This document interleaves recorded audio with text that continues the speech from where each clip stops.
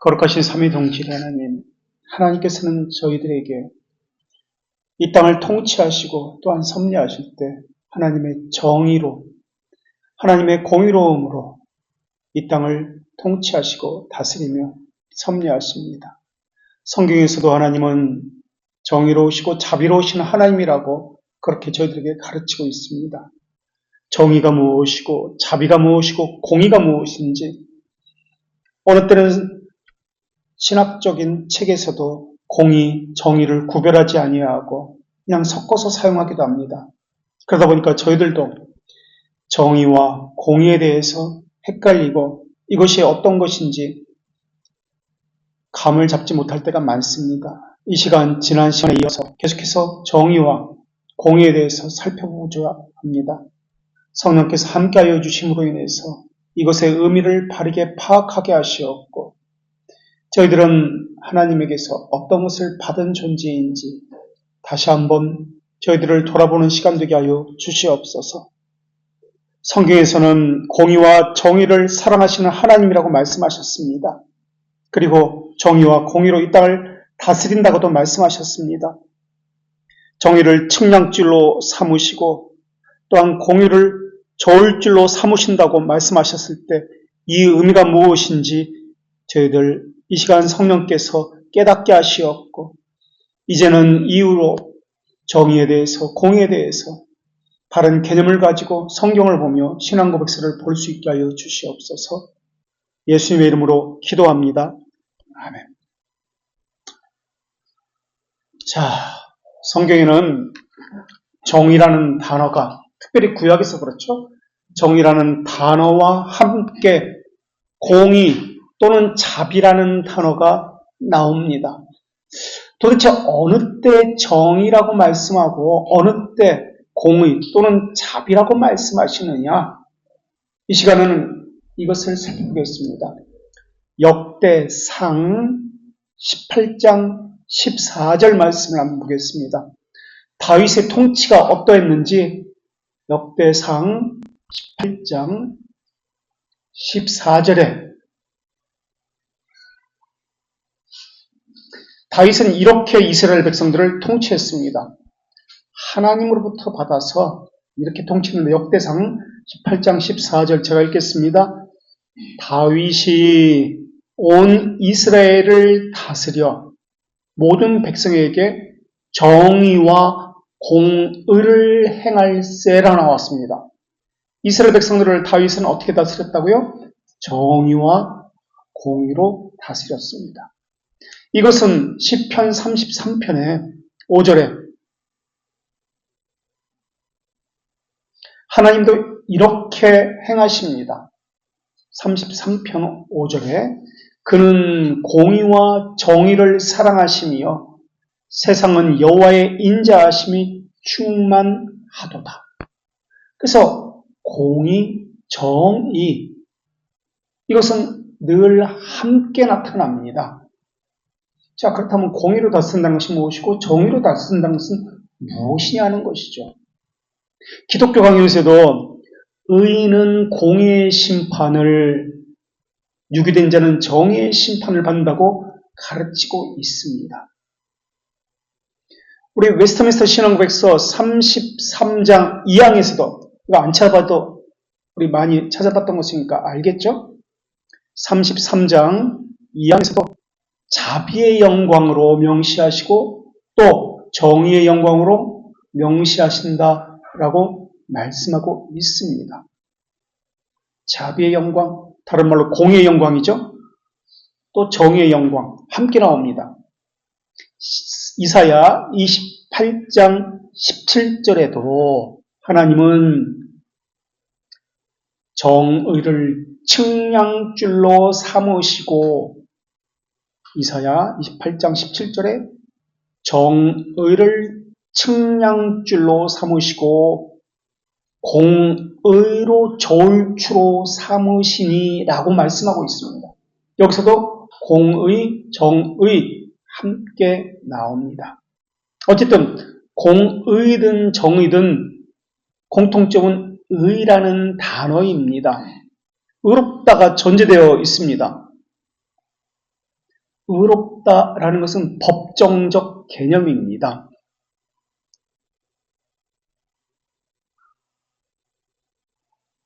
그래서 믿는 자가 의롭다 선언되는 것, 이것을 칭의라고 우리가 알고 있습니다. 믿음으로 실제로 의롭게 되는 것, 이것을 성화라고 알고 있습니다. 칭의와 성화. 그래서 하나님과 관계가 올바로 관계를 갖게 되는 것을 전제로 칭의, 하나님의 뜻대로 사는 것, 성화가 함께 나타납니다. 하나님과 올바른 관계가 안 되면 어떤 것이든 의로울 수가 없습니다. 국어 사전적으로 보면 정의라는 뜻은 옳고 그름을 시시비비를 가리는 것, 바르게 하는 것을 말합니다. 죄를 지었으면 죄를 진 만큼 더해도 안 되고 덜해도 안 됩니다. 그만큼만 죄값을 치르는 것이 정의입니다. 죄보다 과해도 안 됩니다. 모자라도 안 됩니다. 그것만큼만 해야 합니다. 그런데 정의라는 단어는 시대에 따라서, 상황에 따라서, 사회적 가치에 따라서 변할 수 있는 것이 정의입니다.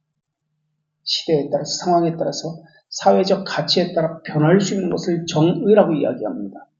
예를 들어서 성경에는 정의는 눈에는 눈, 이에는 이, 그만큼만 배상하는 것, 이것을 정의라고 합니다. 공의는 지금 국어사전적 의미를 이야기합니다. 모두에게 공평한 도리를 이야기합니다.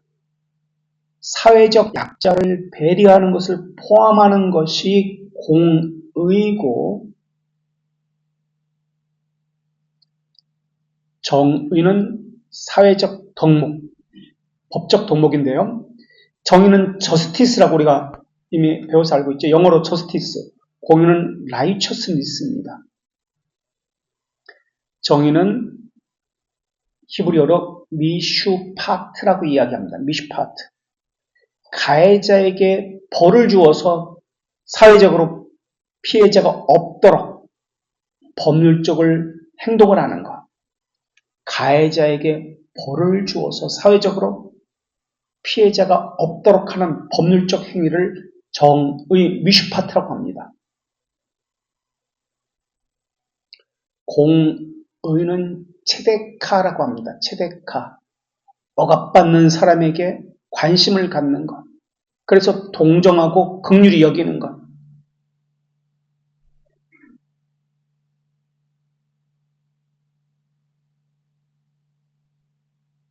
그래서 가해자인 마귀, 유기된 자에게는 정의의 심판을, 피해자인 택자에게는 공의의 심판을 내립니다. 그래서 벨지카 24장에서 교회는 어떤 곳이다? 정의를 행하는 곳이 아니라 벨지카 24장에서는 교회는 공의를 행하는 곳이다 라고 가르치고 있습니다. 왜 교회를 정의를 행하는 곳이 아니라 공의를 행하는 것이라고 말하고 있을까요? 교회는 사회적 가치를 따라서, 법적인 가치를 따라서 행하는 것이 아니기 때문에 그렇습니다. 하나님과 맺은 언약적인 관계를 따라서 행하는 것이기 때문에 그렇습니다. 더군다나 교회는 지난 시간에도 말씀드렸지만 예수 그리스도를 믿고 연합된 자들이기 때문에 예수께서 하나님의 정의를 만족하셨고 죄체를 담당하셨기 때문에 하나님의 처벌을 이미 받았기 때문에 그것을 대속 속죄라고 말씀드렸습니다. 대신 속죄했기 때문에 예수 그리스도에게 연합된 자는 하나님의 정의의 심판을 이미 받았다. 예수께서 받으셨기 때문에 정의의 심판을 받았기 때문에 더 이상 정의의 심판을 받지 않습니다. 그래서 정의라는 단어는 기회, 균등, 평등이라는 개념을 가지고 있습니다. 그래서 이 단어를 equality라고 쓰고 있습니다. equality, equality, equality,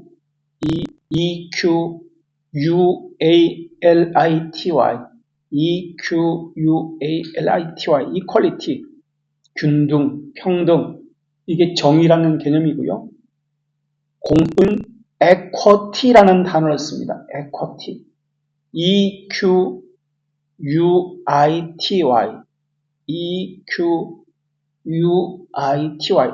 equity라는 단어를 씁니다. equity라는 것은 어떤 동일한 혜택을 누리기 위해서 베푼 혜택을 중시하는 것을 이야기합니다. 그러니까 equality, 정의라고 말씀드렸습니다. 정의는 출발점이 같습니다. 출발점이 같은 것. 그래서 모두에게 동등하게 능력, 상황을 전혀 고려하지 않고 하는 것을 정의라고 이야기하고, 공의는 출발점이 다릅니다. 그래서 최종 결과가, 출발점이 다르더라도 최종 결과가 동등하게 되는 것, 이것에 초점을 맞춘 것이 공의입니다. 그러니까 이퀄리티가 똑같이 평등에 초점을 맞췄다면 에쿼티, 공의는 최종 결과가 공정하게 초점을 맞춘 단어입니다. 그래서 정의는 가해자에게 초점을 맞췄다면 공의는 피해자에게 초점을 맞춥니다. 이것을 성경에서 적용해 볼까요? 성경의 적용점을 찾으면 고아와 과부가 돈이 없어, 힘이 없어, 함부로 하지 말라. 이것은 어디의 관점에서 이야기하는 것이죠? 정의의 관점인가요? 공의의 관점인가요? 이것은 과부, 고아, 돌보라, 약자를 돌보라, 이런 개념은 공의의 관점인가요? 정의의 관점인가요? 공의의 관점이에요. 에코티의 관점이에요. 재판할 때 부자든 국회의원이든 힘이 있다고 있는 죄를 없다 하고, 과부는 힘이 없고 돈이 없다고 없는 죄를 만들어서 뒤집어 씌우지 말라. 모두에게 공정하게 하라. 이런 개념은 어떤 개념이죠? 공인가요? 정인가요? 정의입니다. 출발점은 똑같이 해야 되는 것. 이건 정의입니다. 그러나 출발점이 다르더라도 최종 결과가 공정하게 하는 것은 공의입니다. 그래서 모든 것을 공평하게 똑같이 해라. 이퀄리티라는 개념입니다. 근데 성경에서는 이러한 이퀄리티와 에쿼티, 공의와 정의, 정의와 공의 항상 함께 나옵니다. 그러니까 하나님께서 약자, 고아, 과부, 소외된 자, 나그네 이런 사람에게 관심을 갖는 것, 그리고 그들을 도우시는 것은 어떤 개념에서 도우시는 거죠? 하나님의 정인가요? 하나님의 공인가요? 하나님의 공의입니다. 가난한 자, 소외된 자, 고통받는 자, 나그네, 약한 자들을 도우신다라는 것은 정의가 아니라 공의입니다. 에코티의 개념입니다. 사회적 공의, 노약자 보호, 임산부 지하철 탈 때 따로 만드는 자리, 이거 다 공의라는 개념이에요. 에코티라는 개념이에요. 공상단처럼 모두가 평등해야 된다. 그런 개념이 아니잖아요. 자, 그래서 하이델베르크 12문, 우리가 지난 시간에 찾아봤습니다. 하이델베르크 12문, 하이델베르크 40문, 벨지카 20장, 하이델베르크 12문, 하이델베르크 40문, 벨지카 20장, 웨스트민스터 33장 1항에 정의의 심판, 공의의 심판에 대해서 이야기했습니다. 돌트레이트 2장 1항에서도 하나님의 정의가 요구하는 처벌이 무엇입니까? 라고 나옵니다. 이제 신앙고백서나 교리에서, 성경에서도 마찬가지고 하나님의 정의라는 관점으로 이야기할 때는 어떤 것이 나오고 하나님의 공의라는 관점으로 이렇게 말씀하실 때는 어떤 관점이 나오는지 어느 정도는 이해가 되셨죠?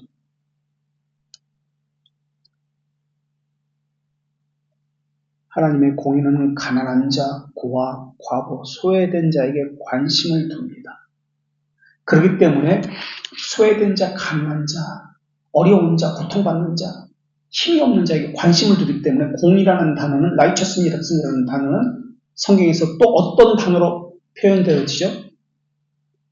자비라는 단어로 표현되어집니다. 그래서 가난한 사람, 어렵고 힘들고 연약한 사람에게 관심을 가져주는 것, 공의입니다.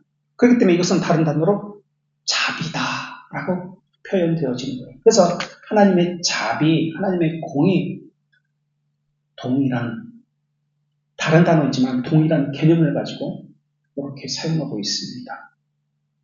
그래서 웨스트민스터 신앙고백서에서는 정의의 심판, 자비의 심판 이렇게 나옵니다. 우리가 이미 찾아봤는데 다시 한번 찾아볼게요. 그러면 웨스트민스터 신앙고백서 33장 2항을 보겠습니다. 우리가 가진 책 214쪽에 있습니다.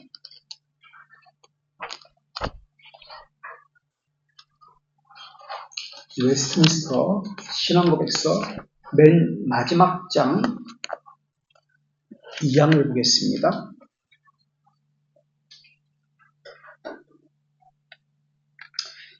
이 항에 보면은 밑줄 친 것만 볼게요. 2항 괄호 1 자비함의 영광을 명시하기 위함이고 자비함의 영광은 누구에게? 선택된 자에게 이렇게 나옵니다. 자비함의 영광 그 다음 불순종한 자에게 유기된 자에게는 저주를 베품으로 자신의 하나님의 저스티스 정의를 명시하기 위함입니다. 자비함의 영광, 정의의 영광 이렇게 나옵니다. 자비함의 영광, 정의의 영광. 또 돌트레이트 2장 1항을 볼까요? 돌트레이트 2장 1항 우리가 가진 책 58쪽에 있습니다. 58페이지 돌트레이트 2장 1항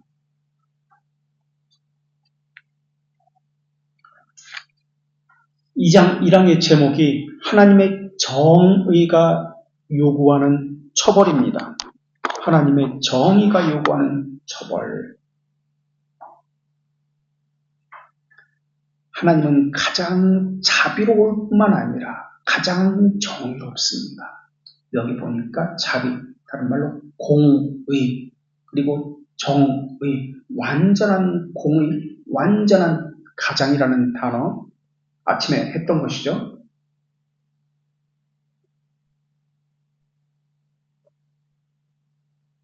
완전한 퍼펙틀리라고 나왔습니다. 벨지카에서는. 그리고 웨스트민스터에서는 모스트 가장이라는 단어로 나왔습니다. 그러나 여기서는 비할 데 없는 극상해라는 단어로 나왔습니다. 자비와 정의라고 나옵니다. 이때 자비는 공의를 이야기합니다. 그러면서 하나님의 정의를 만족시켜야 합니다. 뒷장에 볼까요? 59페이지에. 그래서 하나님의 정의가 만족되어야 합니다. 이것은 우리가 지난 시간에 살펴봤던 거예요. 하이델베르크 12문, 11문, 40문에서 하나님의 정의는 만족되어야 합니다. 이 항에서 그 밑에 그리스도께서 행한 만족, 밑줄 친 거, 그 결과 그분은 우리를 위해서 하나님의 정의를 만족시켰습니다. 이렇게 나와 있어요. 하나님의 정의를 만족시켰습니다. 정의를 만족시켰습니다.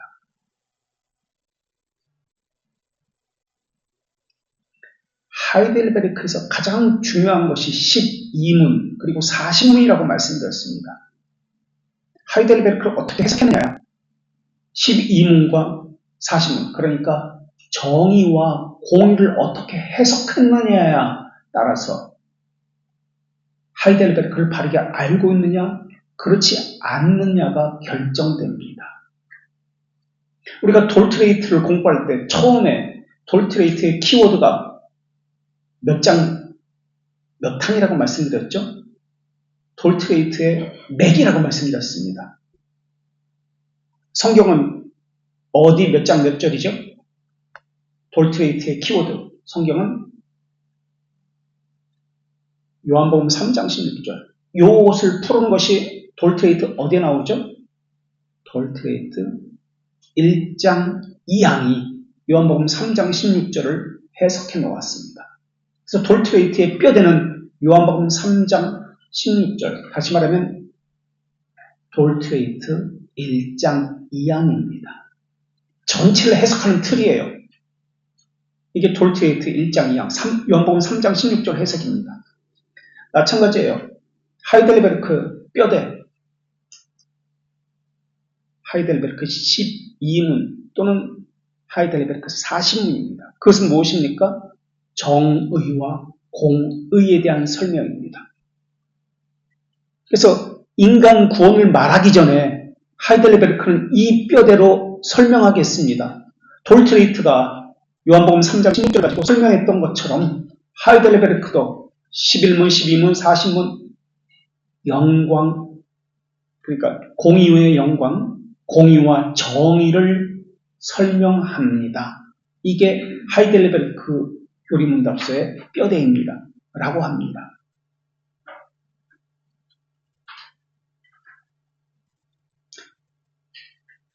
(100페이지를) 볼까요? 100페이지? 그러면 정말 그런가? 우리가 지난 시간에 찾아봤어요. 하이델베르크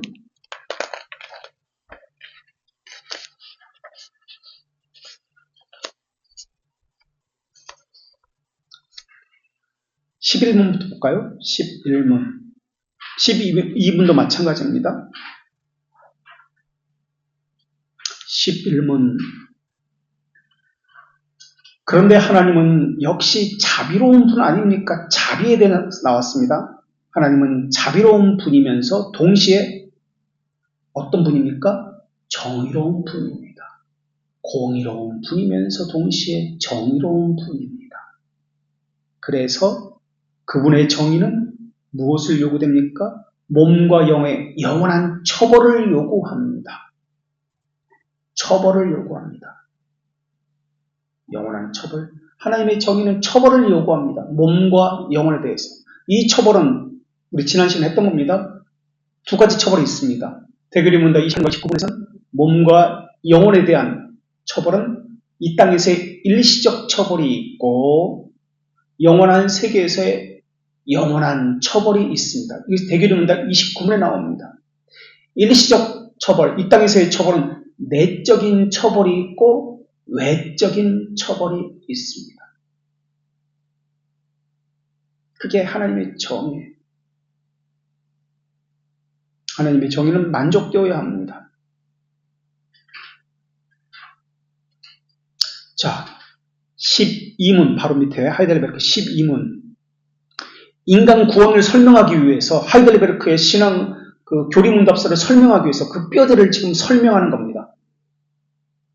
여기서는 하나님의 공의로운 심판으로 인해서 우리가 일시적이거나 일시적 처벌, 대교리문답 28문, 영원한 심판, 영원한 처벌, 대교리문답 29문, 웨스트민스터 대교리문답 28문과 영원한 심판 29문을 보아라. 그 뜻이에요.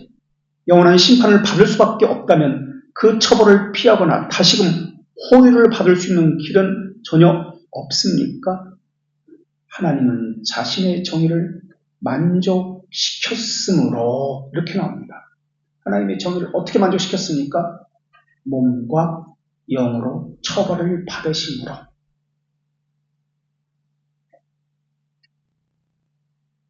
그래서 여기 보면은 첫째 줄에 영어로 righteousness, judgment, 공의로운 심판이라고 나옵니다. 공의로운 심판. 첫째 줄에 righteousness, 공의. 그리고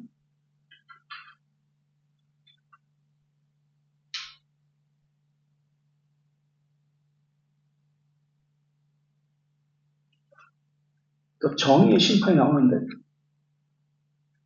정의의 심판이 어디 나오나?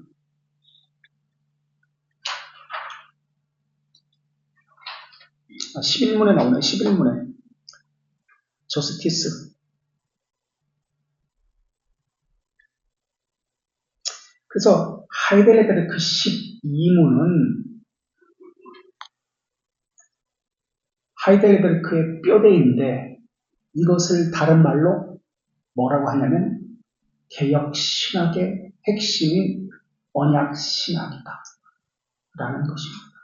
언약신학의 기초다. 하이델베르크 11문, 12문이 40문도 마찬가지입니다. 그래서 언약신학을 이야기하겠다. 개혁신학을 이야기하겠다. 그 얘기하는 거예요, 지금. 그래서 제가 말씀드렸던 것처럼 하이델베르크 12문, 11문 또는 40문은 어떻게 해석하는지에 따라서 개혁신학이다, 아니다 라는 것이 나옵니다. 언약신학이기 때문에, 이게 기초이기 때문에 공의의, 정의의 설명. 다시 말할까요? 언약신학, 다시 말하면 은혜 언약을 설명하고 있는 겁니다. 이제부터 은혜 언약을 설명하겠습니다. 이제부터 언약신학이 무엇인지를 설명하겠습니다. 그래서 정의와 공의를 설명하고 있는 것. 이제 시작하는 거예요. 그래서 하이델베르크의 뼈대는 언약신학입니다. 다른 말로 은혜 언약으로 풀어가겠습니다. 그 뜻이에요. 그래서 하이델베르크에서 가장 중요한 문답이에요. 이것을 어떻게 해석하느냐에 따라서 하이델베르크 전체 해석이 달라지는 거예요. 은혜 언약, 언약신학으로 풀어가지 않으면 잘못된 해석입니다. 그 얘기예요. 그래서 이 부분을 어떻게 해석하느냐에 따라서 하이델베르크 해석 전체가 달라집니다. 그래서 이 맥을 찾지 않으면 교리문답서의 언약신학, 우리 개혁신학의 뼈대인 이 뿌리가 잘못되기 때문에 그렇습니다.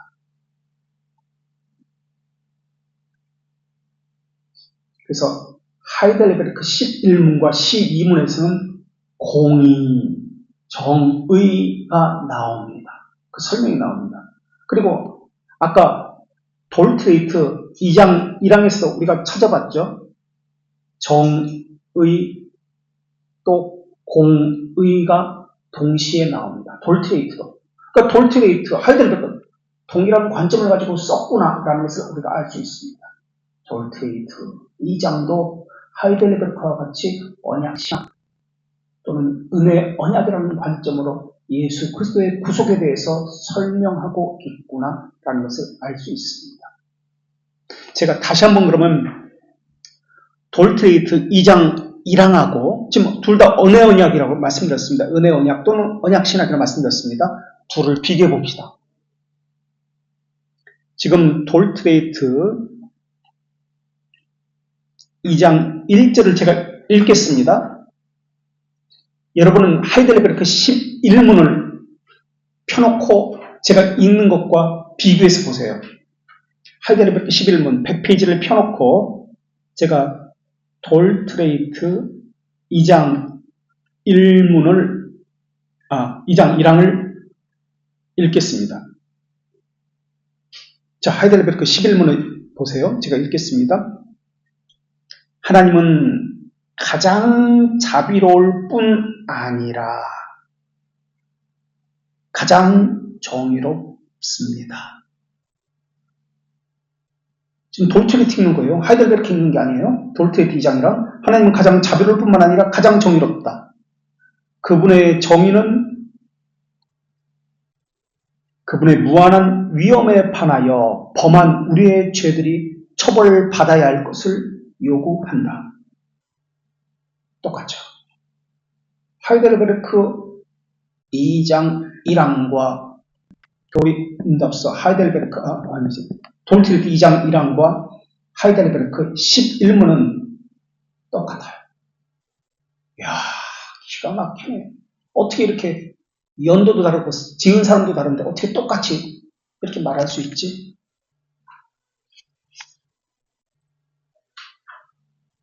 계속해서 읽겠습니다. 이 처벌은 돌트레이트 계속 읽습니다. 이 처벌은 몸과 영으로 받는 일시적일 뿐만 아니라 영원한 것입니다. 똑같아요.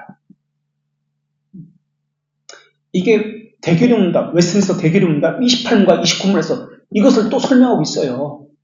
그러니까 웨스트민스터 신앙고백서나 하이델베르크나 돌트레이트는 동일한 관점으로 설명하고 있습니다라는 것을 우리가 알 수 있어요. 그래서 서로가 대조하면서 봐야지 오류가 없습니다. 여기서 설명한 것의 뜻이 무엇인지 저쪽에서 더 구체적으로 설명합니다. 그렇지 않으면 어떤 오류를 범할 수 있냐면 소기적 문답만 쭉 보고 웨스트민스터만 쭉 보고 이러면은 어떻게 해석하는지에 대해서 흔들립니다. 상황에 따라서 주관적으로 흔들리게 잘못된 해석을 할 수 있습니다.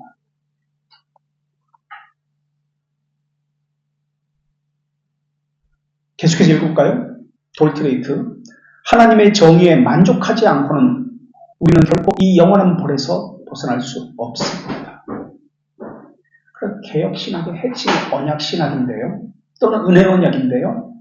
은혜 언약을 알려면, 개혁신학을 알려면 공의, 정의에 대해서 명확하게 개념 설정이 되어 있어야 합니다. 우리 지난 시간에 배운 것을 다시 한번 해볼까요? 하나님의 정의는 안셀무스의 만족설을 한번 이야기해 볼래요? 안셀무스의 만족설, 칼빈의 형벌 대속설, 이 둘을 우리는 개혁신앙은 둘 다 수용합니다. 안셀무스의 만족설은 어떻게 설명되어지죠? 하나님의 정의는 그 다음에 무엇을 요구한다고요? 우리가 지금까지 찾아본 것에 의하면 뭘 요구해요? 이거 한 사람씩 다 시켜봐야 돼요. 예? 처벌. 그 처벌은 무슨 처벌과 무슨 처벌이 있죠? 하나님의 정의는 처벌을 요구합니다. 반드시 처벌을 요구합니다라고 나왔어요. 지금 하이델베르크 12문에서 하나님의 정의는 반드시 처벌을 요구합니다. 그 처벌은 어떤 처벌과 어떤 처벌이 있죠? 대규류 문답에 의하면 그렇죠. 일시적 처벌과 영원한 처벌이 있습니다. 그래서 처벌을 받아서 어떻게 됩니까? 반드시 죽어야 합니다. 죽음. 이 죽음은 그래서 육체적인 죽음과 영의 죽음이 있습니다. 영의 죽음과 육의 죽음. 그래서 육의 죽음은 예수님이 십자가를 지시고 생명이 끊어진 것을 이야기하고, 영의 죽음은 하나님으로부터 버림받은 것을 의미합니다. 이것을 통해서 뭐가 만족되죠? 하나님의 정의가 만족됩니다. 이렇게 나오는 거예요. 이게 우리 신앙고백서의 뼈대예요. 하나님의 정의는. 그렇다면 이게 안셀무스가 주장한 만족설이라는 겁니다. 그 다음에 칼빈의 대속설이 있습니다. 칼빈의 대속설은 처음에 어떻게 되죠? 하나님의 진노로부터 시작됩니다. 하나님의 진노는 반드시 뭐가 있어야죠? 반드시 아까 처벌이 있었다고 했습니다. 정의는 처벌받아야 된다. 하나님의 진노는 저주를 받습니다. 반드시 저주를 받아야 돼요.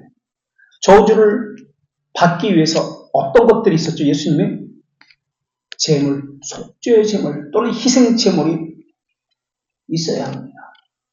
이것을 통해서 하나님의 벤지카 16장에서 나온 이야기예요. 이거 지금 지난주에 살펴본 것처럼 하나님의 진노는 저주를 받고 속죄 제물을 드려야 되고 또는 희생 제물을 드려야 되고, 그래서 어떻게 되죠? 하나님의 진노는 희생 제물을 받고 달래진다, 누그러뜨려진다, 이렇게 나옵니다.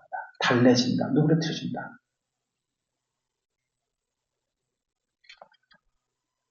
여기서 끝이는 것이 아니에요. 좀 더 나갑니다. 그건 좀 더 나가는 것은 다시 이야기할게요.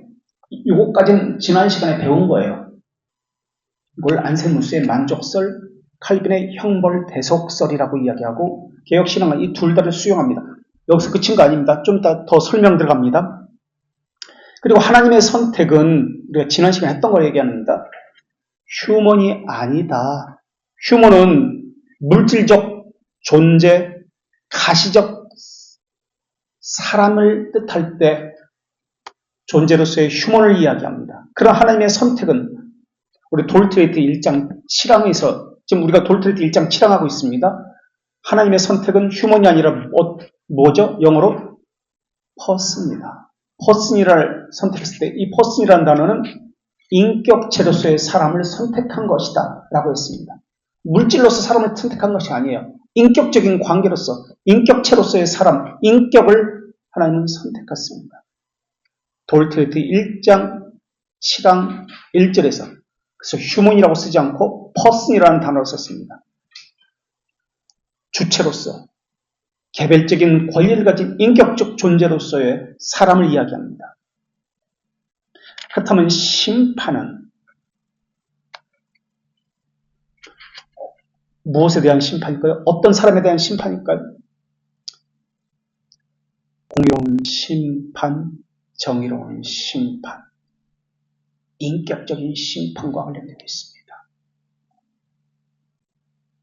그 퍼슨이라는 존재에 대한 심판도 있지만은 아니지. 휴먼이라는 그 존재에 대한 심판도 있지만 그러니까 물질적이고 가시적인 어떤 존재로서의 심판도 있지만 그것보다도 퍼슨, 인격체로서의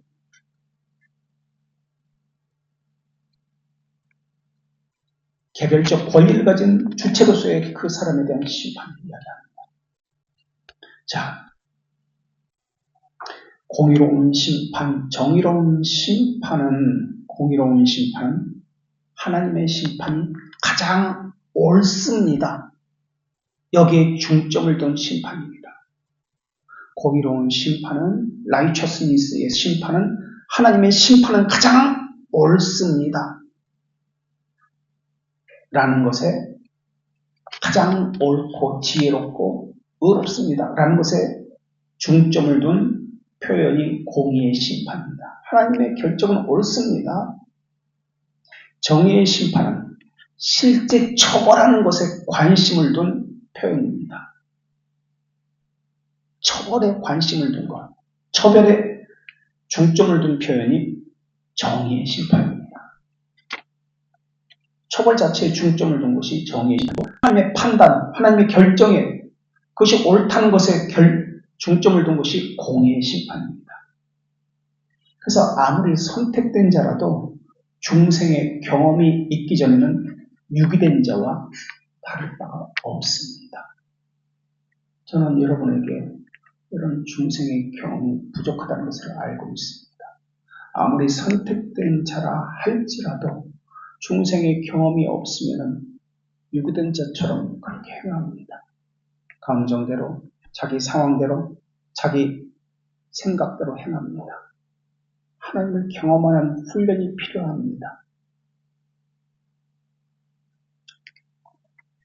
하나님께서는 예수 그리스도를 통해서 계속하게 하셨고 하나님의 정의를 만족하게 하셨고 하나님의 진노를 예수 그리스도에게 퍼부어서 저주를 받게 하셨습니다. 그래서 속죄제물로 또는 화목제물로 죽음을 통해서 하나님의 정의가 만족되었고 하나님의 진노가 달래어졌고 누그러뜨려지게 된 겁니다. 그래서 이러한 처벌을 하나님의 심판은 옳다는 의미에서 공의의 심판이라고 이야기하고 또는 정의의 심판이라고 이야기합니다. 그래서 낮아지신 신분에서 받은 고난을 통해서 정의로운 하나님의 심판이 만족되었습니다. 그래서 저주가 제거되었습니다. 처벌을 받아서 하나님의 정의가 만족되었습니다. 그래서 그리스도께서 정의로운 심판을 대신 받으셨습니다. 그래서 우리가 정의의 심판을 받지 않게 된 것입니다. 그리스도께서 대신 받으셨기 때문에 그리스도에게 연합된 자는 정의로운 심판을 더 이상 받지 않고 공의의 심판, 자비의 심판을 받게 되는 것입니다. 자, 그런 이야기가 어디 나오느냐? 웨스트민스터 대규례 문답을 찾아보겠습니다. 38문 2항 229쪽에 나옵니다. 대규례 문답, 웨스트민스터 대규례 문답. 지금까지 제가 설명했던 것에 38문 우리가 가진 책 229쪽에 나옵니다.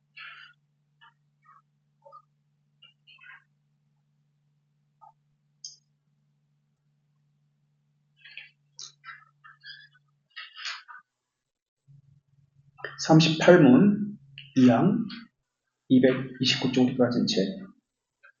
하나님의 정의를 만족시켰고, 지금 벨지카도 그렇고 하이델베르크도 그렇고 돌트레이터도 그렇고 웨스트민스터도 그렇고 하나님의 정의를 만족시켰습니다. 동일하게 나와요. 지금 저스티스를 만족시켰습니다. 누가? 예수님이.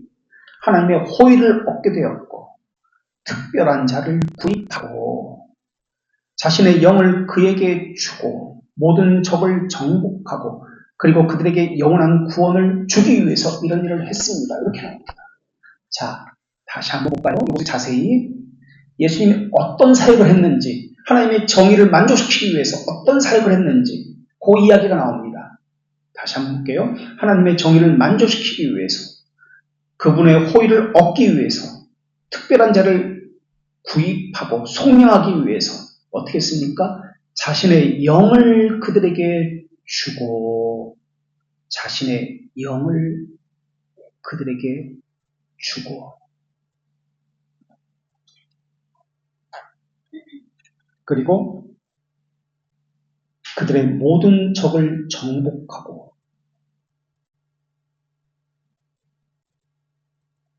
이렇게 나옵니다. 무엇을 말합니까? 삼중직을 이야기합니다. 삼중직, 왕직, 제사장직, 선지자직을 이야기합니다.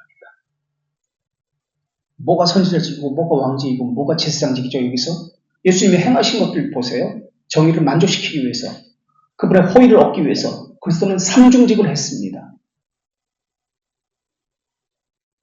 삼중직, 즉 삼중직이라는 것은 기름 부음을 받은 자죠.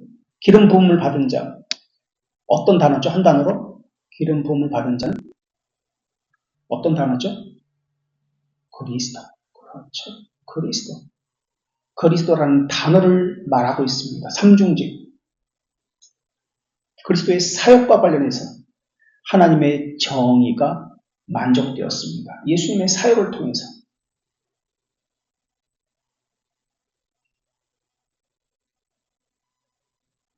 하나님의 정의가 만족되었습니다. 하나님의 정의가 이것을 통해서 만족되었습니다. 왜? 무엇을 위해서? 영원한 구원을 택자에게 주기 위해서. 이렇게 나옵니다.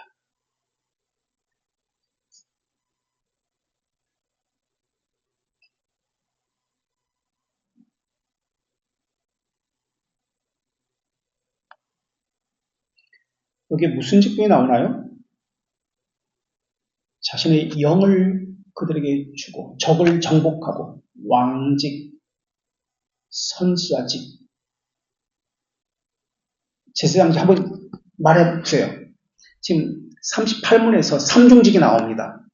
삼중직, 예수님이 행하신 삼중직이 나와요. 그래서 그것을 한 단어로 기름 부음 받은 자다. 기름 부음 받은 자 삼중직이잖아요. 선지자직, 제사장직, 왕직이 어떤 것이에요? 38문에서 한번 이야기해보세요. 38문 2항에서 229쪽에. 정의를 만족시키면서 하나님의 호의를 얻게 했습니다. 그것을 위해서 예수님은 기름 부음 받은 자로 그리스도로서 삼중직을 행했습니다. 자, 여기에 보니까 삼중직이 나오네요. 어떤 게 삼중직이었죠? 어떤 사역을 했죠? 예수님은 선지자직은, 제사장직은, 왕직은 어떤 사역이에요? 쉬운 것부터 할까요? 왕직. 왕직은 뭐예요, 여기서? 적을 정복하는 거. 왕직. 예, 왕직 했습니다. 왕직이 나와. 예수님이 왕직이 나와.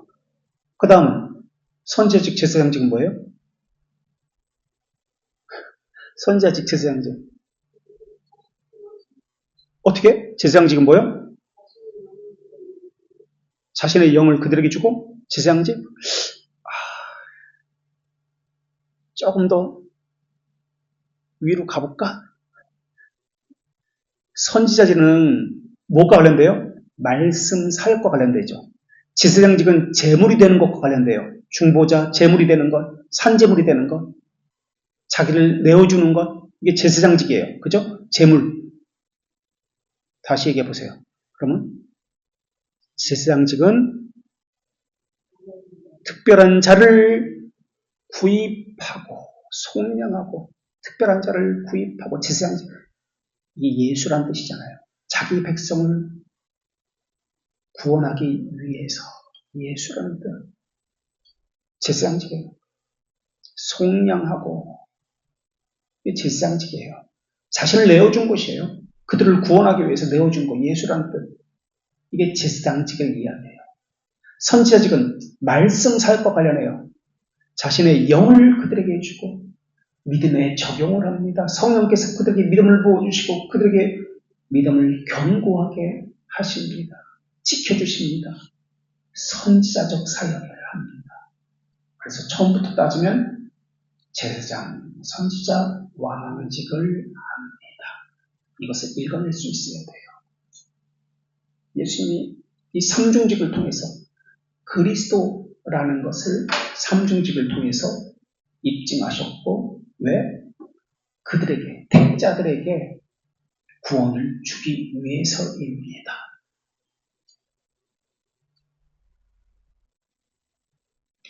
특별한 자를 구입하는 것, 제사장직, 속량하는 것, 제사장직입니다. 자신의 영, 성령을 그들에게 주신 것, 선지자직입니다. 모두를 정복하는 것, 왕직입니다. 이런 공식을 제가 말했던 공식에 덧붙여 보겠습니다. 그렇죠? 다시 덧붙여서 정리해 보겠습니다. 최종적인 정리입니다. 이것은 하나님의 정의는 처벌을 요구합니다. 그 처벌은 일시적 처벌과 영원한 처벌, 몸의 처벌과 영혼의 처벌입니다. 최종적으로 정리합니다. 하나님의 정의는 처벌을 요구합니다. 일시적 처벌과 영원한 처벌.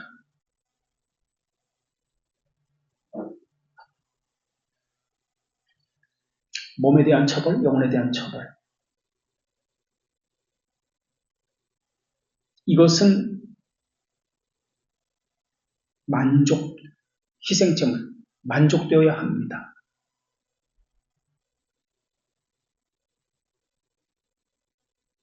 죽음을 통해서 만족되어야 합니다.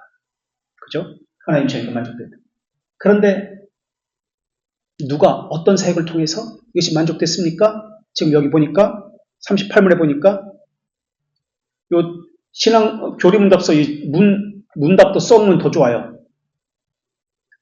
대교리문답 38문에 보니까 무엇을 통해서 이것이 만족됐죠? 삼중직. 다시 말하면 그리스도를 통해서, 그리스도의 사역을 통해서 만족되었습니다. 그래서 그리스도 삼중직, 이것을 덧붙이시면 좋습니다. 하나님의 정의, 처벌, 죽음, 만족, 그리스도 삼중직, 이렇게 연결이 됩니다. 그 만족은 그리스도의 사역인 삼중직을 통해서 만족되었습니다. 하나님의 정의. 이게 안세무스의 만족스럽습니다. 왜 하나님이 인간이 되셨을까? 왜 하나님이 인간이 되셨는가라는 책을 통해서 설명을 합니다. 하나님의 정의. 이게 하이델베르크의 전체 은혜의 언약 신학의 맥입니다. 또 칼빈의 형벌 대속설. 하나님의 진노는 저주를 반드시 받아야 합니다. 저주에는 속죄가 필요합니다. 대속이 필요합니다. 그리고 하나님의 진노는 누그러뜨려져야 합니다. 또는 달래져야 합니다. 무엇을 통해서 달래져야 합니까? 여기서는 참 우리가 안 읽었는데 대교리문답 36문 바로 앞에 228쪽 보겠습니다.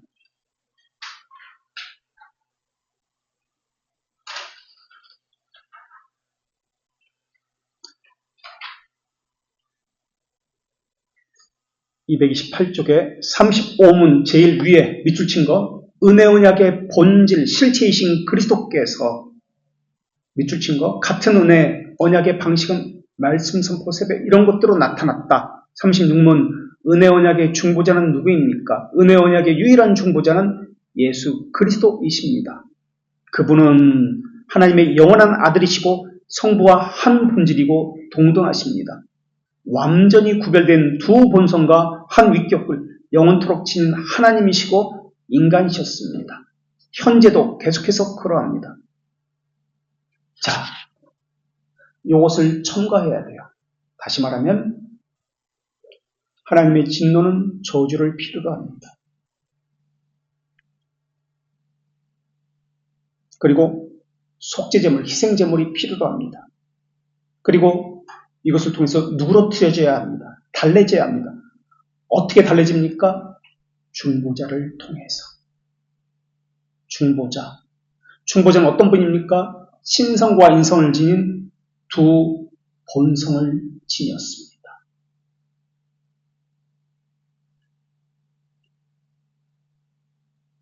중보자 두 본성. 그래서 하나님의 호의가 우리에게 주어졌습니다. 이렇게 나오는 거예요. 하나님의 진노, 저주, 속죄제물, 누그러뜨림 또는 달래어진 중보자 두 본성.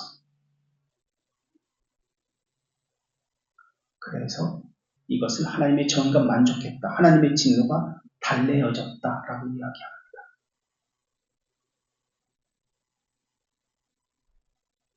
그래서 두 가지입니다. 하나님의 아들이신 예수 그리스도의 이 땅에 오심, 그분의 두 본성, 신성과 인성으로 하나님의 진노가 달래어졌고, 하나님의 정의는 예수 그리스도의 사역을 통해서, 삼중직을 통해서 만족되었습니다. 그래서 그들에게 영원한 구원을 주었습니다. 이렇게 나옵니다. 이해되시나요? 우리 이 정리를 했는데 신앙고백서 또는 교리응답서를 가지고 집에서 다시 한번 찾아볼 수 있도록 연결을 좀 해봅시다. 벨지카에서는 몇 장이었죠? 지금 정의와 공에 대해서 말하고 있는 것이 벨지카 10 몇 장? 10 몇 장이었어요? 어? 20장 또 벨지카 몇 장이었어요?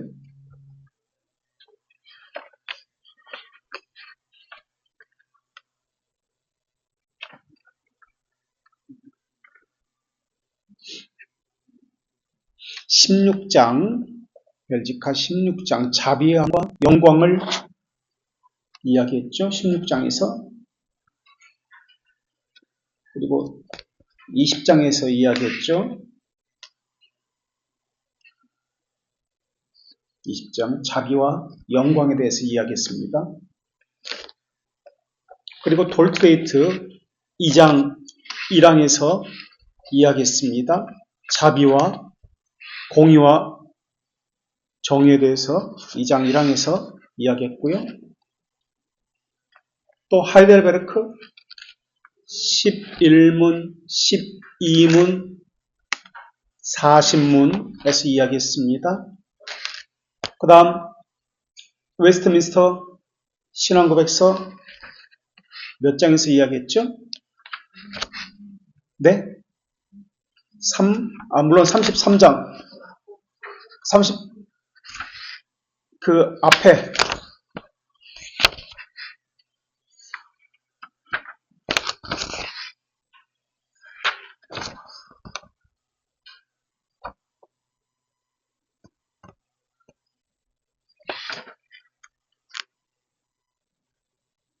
몇 장이죠? 38장? 웨스트민스터가 38장이 어디 있어? 33장. 또요?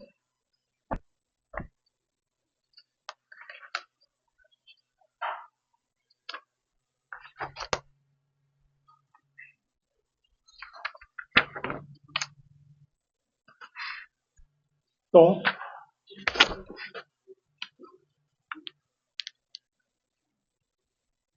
예?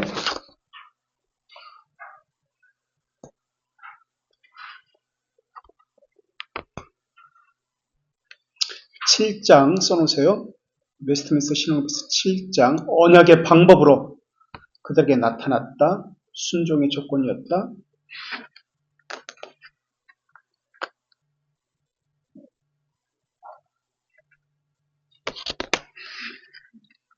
그리고요. 웨스트민스터 대결의 문답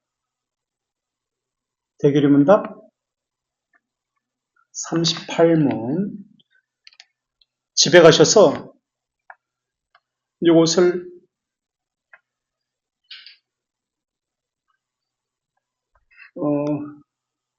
38문만이 아니라 대결의 문답 35문, 6문, 네, 35, 36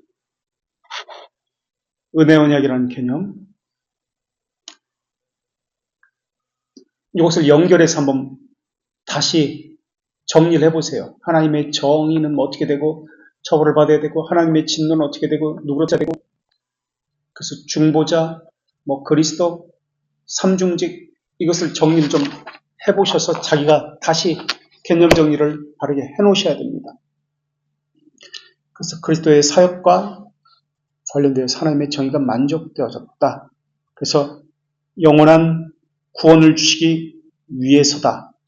자, 우리가 38문 지금 보고 있습니다. 바로 앞에 37문도 볼까요? 2양 110페이지 110페이지가 아니지. 하이델베르크구나 참. 하이델베르크 37문 110페이지 하이델베르크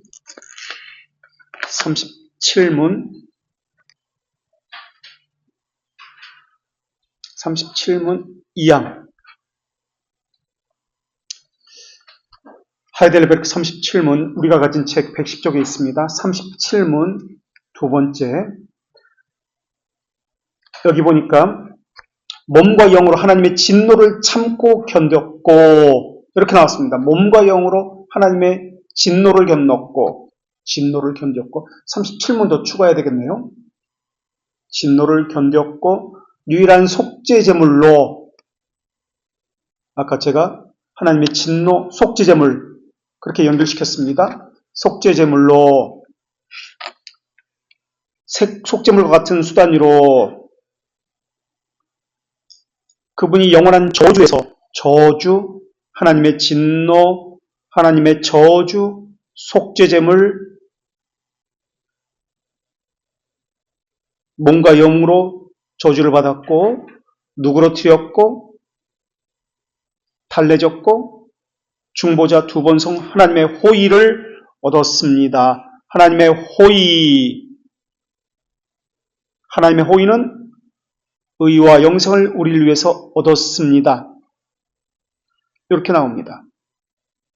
하나님의 호의, 의와 영생을 우리를 위해서 얻었다.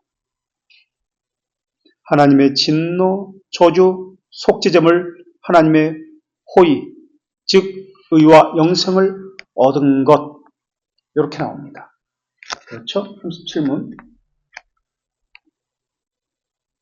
하나님의 호의라는 단어, 의와 영생을 얻었다는 단어, 구원받았다는 단어 다 같은 개념입니다. 하나님의 은혜를 받았다는 것, 하나님의 호의를 얻었다는 것, 의와 영생을 얻었다는 것 다 같은 말입니다. 유기된 자는 하나님의 정의가 만족되지 않았습니다. 그래서 하나님의 호의인 공의가 베풀어질 수 없습니다. 그래서 구원받을 수가 없어요. 사람은 하나님의 정의를 만족시킬 수가 없어요. 죄가 있는 사람은. 그래서 죄가 있는 사람은 하나님의 정의를 만족시킬 수 없습니다. 그래서 성령 하나님은 말씀과 함께 중생된 자에게만 하나님의 호의를 다시 경험하게 하십니다. 다시 성령 하나님은 말씀과 함께 중생된 자에게만 하나님의 호의를 다시 경험하게 하십니다. 의와 영생을 얻었다는 것을 다시 경험하게 하십니다. 이때 중생된 자는 하나님의 호의를 경험하면서 참된 회개를 하게 됩니다. 여기까지 또 연결시켜야 돼요. 중생된 자는 하나님의 호의를 경험하면서 참된 회개를 하게 됩니다. 참된 회개는 일시적인 것, 단회적인 것이 아니라 반복적으로 계속되어지는 것을 이야기합니다. 참된 회개는 하나님의 호의를 성령께서 경험하게 하십니다. 그래서 하나님의 호의를 경험한 자는 참된 회개를 하게 됩니다. 자, 우리는 돌트레이트 5장 7항 3절을 보겠습니다. 5장 7항 3절. 우리가 가진 책 84페이지. 84페이지.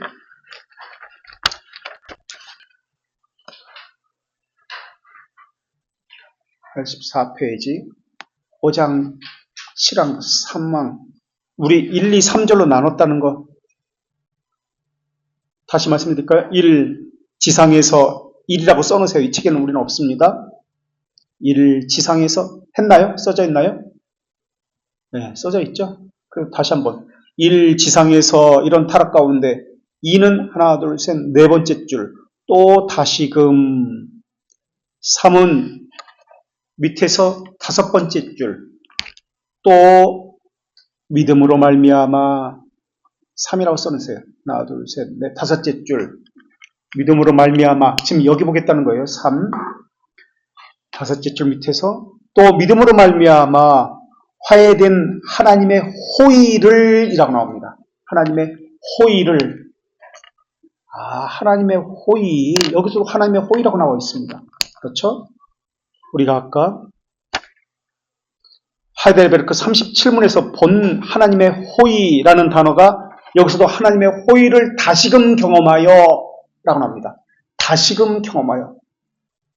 다시금 경험하여. 그래서 그분의 자비함을 순경하고 그런 후 더욱더 두려움과 떨림으로 그들의 구원을 이루도록 더욱 부지런히 힘쓰게 된다. 회개를 이야기하면서 이야기를 하고 있습니다. 회개에 이르는 갱생. 이게 참된 회개다. 성령께서는 말씀으로 하나님의 호의를 다시 경험하게 하십니다. 그래서 그분의 자비함을 순경하게 하고 공의를 순경하게 하고 더욱 두렵과 떨림으로 자신의 구원을 이루도록 더욱 부지런히 애쓰고 힘쓰게 합니다. 그래서 참된 회개는 견인의 과정, 믿음의 증거를 갖게 하는 수단입니다. 이런 거룩함을 이루어가는 것을 성화의 수단이라고 이야기합니다. 성화라고 이야기합니다. 그런 이야기가 웨스트민스터 신앙고백서 3장 7항 1절 나옵니다. 163쪽으로 가보겠습니다. 163쪽. 웨스트민스터 신앙고백서 3장 7항 1절.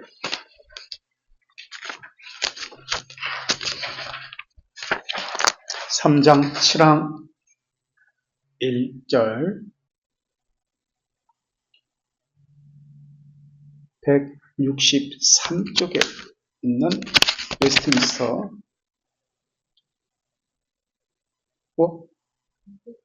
7장이네요. 7장. 그죠? 7장이랑 제가 잘못 얘기했죠. 7장 1항.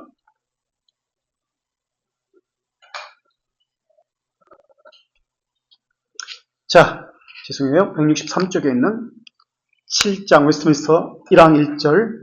하나님과 인간 간의 거리가 너무 멀어서 이성을 가진 피조물들은, 죄가 많은 이 피조물들은 창조주에게 순종하여 얻은 자신의 복과 보상으로 그분이 마련한 어떤 결실도 가질 수 없습니다. 호의를 가질 수 없습니다. 하지만 하나님 편에서 어떤 자발적인 낮아지심으로 인해서 가질 수 있었는데, 낮아지심으로 가질 수 있었습니다. 이것은 그분이 언약의 방법으로 나타내기를 하신 것입니다. 하나님과 인간은 너무 거리가 멀어서 사람은 어떤 결실을 가질 수 없습니다. 그래서 하나님 편에서 어떤 방식으로? 낮아지심의 방식으로, 자발적인 낮아지심의 방식으로 그것을 행하셨습니다. 이것을 시간 안에 드러났는데 이것을 언약이라고 이야기합니다. 자발적인 낮아지심으로 하나님께서 하나님의 정의를 만족하게 하셨습니다. 이것을 시간 안에 드러났는데 언약이라고 이야기합니다. 자발적인 낮아지심으로 시간 안에 드러나게 했는데 이것을 언약이라고 합니다. 하나님과 인간 사이의 거리가 너무 멀어서 죄를 인간 스스로 해결할 수 없습니다. 이 죄를 해결하기 위해서 하나님은 하나님 편에서 낮아지심의 방식으로 시간 안에 드러내셨습니다. 이것을 언약이라고 이야기합니다. 그래서 그 언약을 통해서 하나님의 저주가 만족되어지고 정의가 만족되어지고 저주가 달래어짐으로 인해서 속죄함을 받게 됩니다. 그래서 하나님의 어떠하심을 계속해서 경험하게 되고 자발적으로 참된 회개를 하고 하나님께 순종하게 됩니다. 이것을 효과적으로 부르심을 받았다라고 이야기합니다.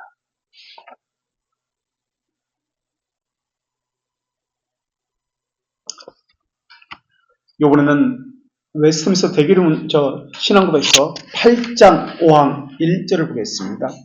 168쪽에 있습니다. 8장 5항 2절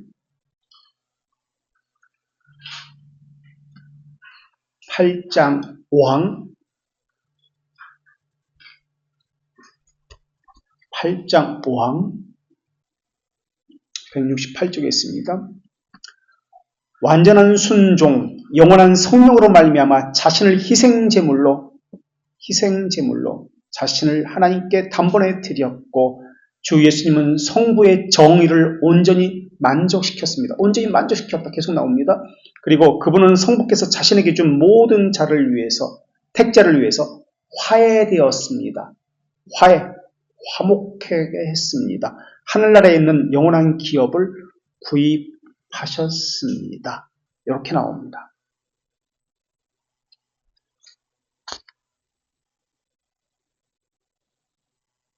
자, 다시 정리해 볼게요. 37문에서는 하이델베르크 37문에서는 아까 하나님의 호의라고 이야기했습니다. 하나님의 호의. 돌트레이트 5장 7항 3절에서 하나님의 호의라고 이야기했습니다. 하나님의 호의, 돌트레이트도 하나님의 호의. 신앙고백서, 웨스트민스터 신앙고백서 7장 1항에서는 뭐라고 얘기했냐면 하나님의 언약이라고 이야기했습니다. 하나님의 언약, 같은 말입니다. 하나님의 언약, 하나님의 호의, 또 하나님의 자비, 하나님의 공의, 다 같은 말입니다.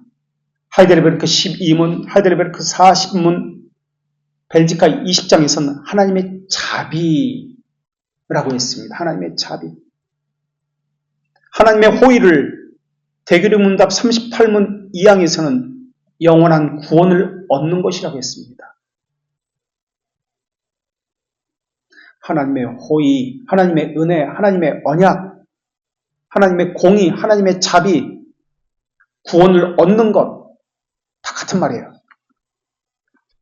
구원을 얻는 것, 영원한 구원을 얻는 것, 하나님의 자비, 하나님의 공의, 하나님의 호의, 의와 생명을 얻는 것, 다 같은 말입니다.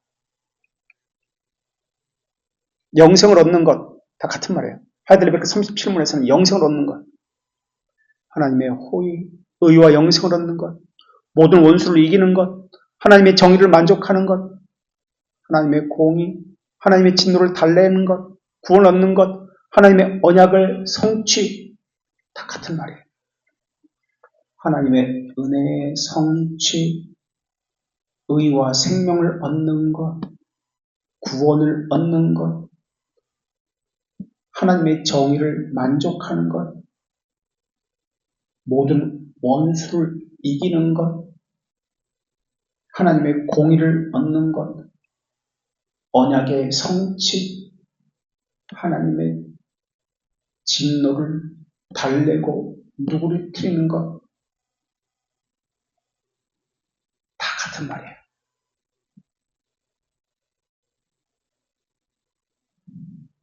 자, 이제 하나님의 정의, 하나님의 공의라는 개념이 무엇인지, righteousness, justice라는 개념이 무엇인지 이제 알 수 있겠죠. 이것이 분명하게 개념 설정이 되어 있어야 언약 신학이 무엇인지를 알 수 있습니다. 개혁 신학이 무엇인지를 알 수 있습니다. 구원을 얻는다는 것이 무엇인지를 알 수 있습니다. 그래서 지금 여기서 웨스트민스터 신앙고백서 우리 168조 지금 하고 있습니다. 8장 5항에서 뭐라고 썼냐면 밑줄 친 것 단번에라고 썼습니다. 희생제물로 낮아지심으로 같은 말입니다. 낮아지심 희생제물 언약으로 같은 말입니다. 희생제물로 언약 낮아지심